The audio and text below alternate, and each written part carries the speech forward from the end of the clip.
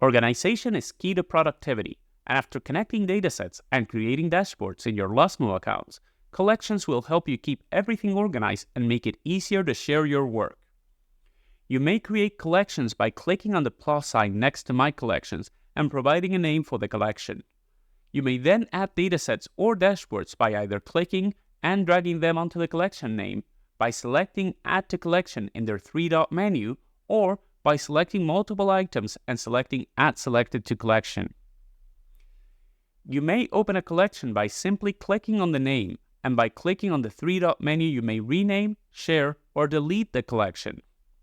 There's also a special collection named My Favorites, to which you can add items by clicking on the star below each thumbnail in grid mode or to the right on list mode. Note that the favorites collection cannot be shared or renamed.